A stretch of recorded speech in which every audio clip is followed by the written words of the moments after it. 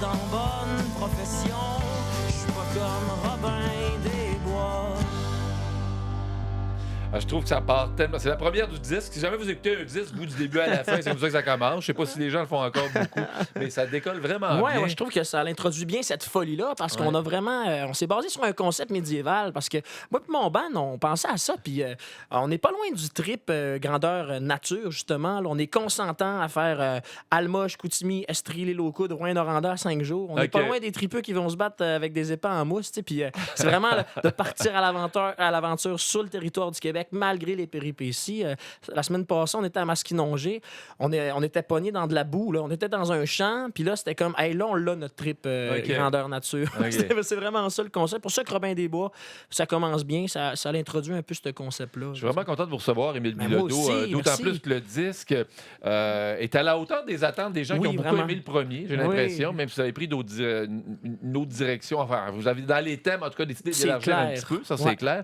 Avant de parler de ça, parce qu'on nous a dit là, oui, Émile Bilodeau, vous pouvez y parler, mais il faut qu'il soit là d'abord pour vous parler du cabaret festif. Je les comprends tellement. On va faire ça parce que c'est un événement important. Les gens de Québec aiment beaucoup le festif. C'est proche de Baie-Saint-Paul. C'est quoi le cabaret festif? Mais c'est ça. Imaginez-vous que le festif, estival, en fait, on reçoit des artistes établis. C'est toujours un succès. Là, ils ont fêté leur 10e édition l'année passée. Mais en plus, la gang du festif aide à la création de main-d'œuvre musicale, c'est-à-dire pendant l'hiver, là, pendant l'automne, en fait, on recrute des jeunes artistes pour faire le cabaret festif de la relève. Puis ce qui est formidable, c'est qu'il y a plein de gens qui sont passés là, qui ont des belles carrières. On n'a qu'à penser à Philippe Braque, Lydia Kepinski. Moi, je l'ai fait en 2013. C'est le seul concours que j'ai gagné. Tu sais, j'en ai fait des affaires. Fini deuxième souvent, mais là, le cabaret, je peux me vanter de l'avoir. Puis je sais que cette équipe-là m'a pris beaucoup sous son aile. Fait qu'il y a vraiment un rapport familial aussi, un respect avec les artistes qui s'invitent dans cette grande famille-là. Puis cette année, c'est formidable, c'est la 10e édition, comme je le disais. Il y a plus de 30 000 $ en prix et bourse à gagner, en visibilité aussi. D'ailleurs, le prix du jury, c'est ça. Tu as un portrait du projet gagnant sur la plateforme Urbania, session vidéo live captée dans la fameuse roulotte Sirius XM du festif, 1 000 $ de promo sur les ondes de CKRL. C'est formidable. Il y a aussi un prix du public. Puis ce qui est cool, c'est que cette année, on a un nouveau prix, le prix coup de cœur du porte-parole. Et aux dernières nouvelles, c'était moi le porte-parole. Alors ça, en fait, là, c'est que je vais être à la finale le 28 mars.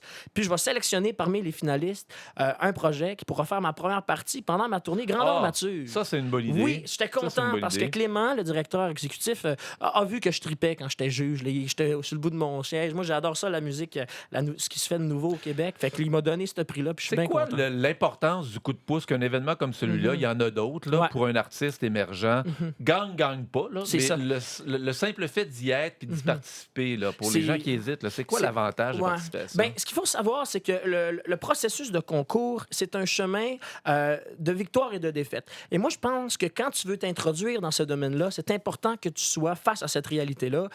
Les concours, en fait, c'est un exemple à petite échelle de ce que la carrière nous attend, qui nous attend. Tu sais, je pense que quand on est en musique, on a des courtes apparitions à la télé, des courtes apparitions à la radio, d'où mon débit rapide. Puis le concours, c'est ça. Tu as 20 minutes, il faut que tu nous montres que tu es original, que tu es le seul à faire ça, que tu es unique, que tu as ta raison d'être. Fait que moi, je pense que le parcours des concours, moi, je l'ai fait à Saint-Ambroise, Cégep en spectacle, Francouverte, Granby, Cabaret festif. Pour moi, c'est aussi de s'outiller puis d'aiguiser aussi notre capacité à devenir professionnel. Après ça, il faut que le grand public, les auditeurs comprennent qu'il y a la voix qui existe, mais il y a également ce parcours-là qui, selon moi, est plus réaliste dans une optique de devenir un auteur, compositeur, interprète, de devenir un band au Québec. Ça ressemble plus à la vie d'un artiste de la chanson au Québec qui n'a pas une popularité instantanée parce qu'il passe à la télé. Là. Et ça, en soi, c'est déjà un prix de pouvoir goûter à cette vie-là. Puis c'est pour ça que j'aime ça, collaborer avec les Francouvertes, Cégep en spectacle, puis Cabaret festif, parce que moi, je l'ai fait, ce chemin-là, et c'est celui que je conseille fortement aux jeunes artistes. Alors, inscrivez-vous, vous avez du 25 jusqu'au 25 novembre. Jusqu'au 25 novembre, ça se passe au mois de mars. Exactement, on fait une belle finale là, au mois de mars. Ça s'appelle le cabaret du festif. Vous, dans la vie, un jour, vous avez fait le choix d'être chanteur puis de foncer vers la chanson plutôt que l'humour qui vous intéressait aussi. C'est vraiment, on n'est pas loin. Il y a un peu d'humour quand même. Puis quand j'entends, comment il s'appelle, Jean-Marc Anthony, Joe, Philippe Alexandre et Jeanne-Marie-Claire, Fanny Côté, Chloé Alexandra. Exactement. Ça, c'est un nom par personne. Je vois bien qu'il y a le sens de l'humour qui n'est jamais très loin. Oui, vraiment. Ça, c'est une belle chanson qui m'est inspirée de de l'œuvre de Pierre Falardeau, Bob Gratton, parce que ça s'appelle Ton nom, puis ça parle de deux personnages qui ont des noms complètement absurdes, puis on fait un lien à la fin avec le nom qu'on se donne en tant que société. Nous sommes des Canadiens français d'origine française, de la branche nord-américaine, qui doit allégeance à la reine. Un chef d'État Sadler qui est là-bas en Angleterre. Mon statut de nation, je l'ai ou pas, selon ce que décide Ottawa. Bon, alors là, c'est qui est le plus ridicule entre la manière qu'on a de s'appeler et Jeanne-Marie Claire, Fanny Chloé Alexandra et Joe Philippe. Fait que c'est ça. Moi, j'aime ça. Soyons simplement québécois. Exactement. C'est ça que vous dites. Là. Et moi, mon clin d'œil, c'est la scène dans l'avion où Bob, il dit, moi, je suis un Canadien.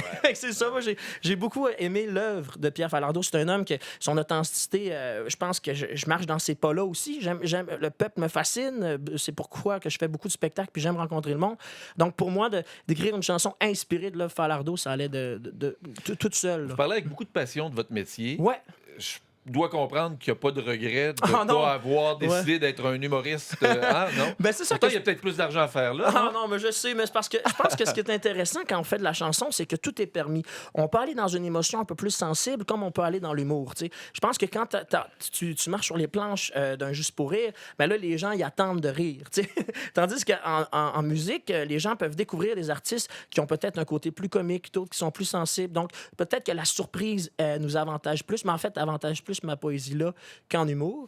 Et puis, tu parles d'être à ma place. Je pense qu'on peut faire un lien avec le message caché de Robin des Bois, là, si tu me le permets. Tu sais, je parle du fait que dans cette chanson-là, que je suis pas dans la bonne profession, je suis pas comme Robin des Bois. Mais c'est un regard que je pose sur mes amis, en fait, qui sont à l'école, ça vient de recommencer, ou encore les jeunes professionnels qui commencent à douter un peu de leur métier, du plaisir, en fait, qu'ils l'ont à le pratiquer. Cette chanson-là est vraiment axée sur le fait de trouver sa place, pas juste financièrement parlant, mais aussi d'avoir le goût de se lever le matin pour aller travailler, parce que c'est comme ça qu'on travaille plus fort encore. C'est des questions qu'on peut se poser toute sa vie aussi. Oui. C'est sûr qu'à 23 ans, votre âge, celui de vos amis, il y a beaucoup de gens qui sont encore dans ça avant d'avoir trouvé une voie. C'est une chanson que j'ai écrite pour eux. Plus, mais en même temps, plus tard dans la vie, on se le demande aussi. Est-ce que présentement, aujourd'hui, je suis encore au bon endroit? Est-ce que je ne devrais pas aller ailleurs? C'est pour ça que je compte bien la chanter toute ma carrière, cette chanson-là, pour me la poser à moi aussi, parce que, tu sais, j'ai envie d'expérimenter plein de choses. Je pense qu'on l'entend en musique, tu sais, je suis sorti un peu de la guitare-voix, puis j'étais, tu sais, Candy, qui est une chanson plus chimique, ou sinon Freddie Mercury, qui est une chanson que je chante aux côtés de Claude Pelgag, qui est au grand piano. Je pense qu'il y a peut-être un lien à faire entre mon laboratoire musical puis le laboratoire de mes professions futures. Je l'ai aimé, celle-là de Freddie Mercury. Moi, souvent, quand j'écoute une chanson, je mets un ou deux mots là, qui résument ce que j'ai retenu. J'ai bien la différence, au fond. Les dents de Freddie Mercury, faut les aimer comme on les a, nos dents. Là. Je trouve ça savant, justement, qu'on fasse un lien sympathique, parce que c'est quand même d'actualité. On sent qu'il y a une montée de la droite. Juste rappeler aux auditeurs qu'au Brésil, il y a un président qui a criminalisé l'homosexualité. Et moi, ça m'inquiète beaucoup. Il faut continuer de se battre. On parle aussi beaucoup de sexisme. Je pense que l'égalité est loin d'être à nos portes. Il y a des victoires, évidemment, là, mais ce que je veux dire, c'est que quand on parle... Prenons l'exemple sur les sports. Quand on a une Marie-Ève Dicker, qui est championne du monde en boxe, qui a défendu sa ceinture plus d'une fois. On a Kim Boutin, qui a brisé le record du monde de patinage de vitesse. Et moi, j'écoute Sport 30 souvent. Là. Et ces femmes-là, on leur donne du temps d'antenne, on leur donne du média, souvent après la deuxième pause à Sport 30. Moi, je me demande pourquoi c'est des filles de chez nous, pourquoi est-ce qu'on ne donne pas des modèles à nos jeunes filles dans les premières 15 minutes de TV. Puis moi, c'est ce que je fais aussi sur stage. Moi, j'ai deux femmes extraordinaires, une à la guitare, une au drum. Et à chaque fin de spectacle, il y a des jeunes filles qui disent à leurs parents, moi, je veux faire de la musique. Puis pour moi, c'est important qu'on continue de chanter des chansons qui parlent de liberté puis de défendre ces idées-là. Parce que les jeunes vont le chanter, puis comme ça, la société va aller mieux. La parité que vous souhaitiez aussi, ça n'a pas été si facile quand même. Non, c'est ça. On a passé quelques auditions, mais quand on a trouvé Myriam, là, parce qu'elle, elle chante les parties de Caroline Savoie dans Candy et la partie de Chloé Pelgag-Gagnon. Oh non, j'ai révélé un grand secret. Fait que c'est le fun d'avoir trouvé une fille qui sait maîtriser la guitare de manière magnifique, mais qui chante tout aussi bien que mes deux amis chanteurs. Le disque s'appelle Grandeur mature. C'est disponible sur Bandcamp. Ce qui est bien avec Bandcamp, c'est que vous écoutez, puis juste à côté, il y a Acheter. Oui, puis il faut savoir aussi que Bandcamp, c'est la manière de donner le plus d'argent aux artistes là, pour faire un lien avec la sortie de Terre Lapointe, là, que j'aime beaucoup. Alors, si vous voulez prioriser Bandcamp à Spotify, vous êtes les bienvenus.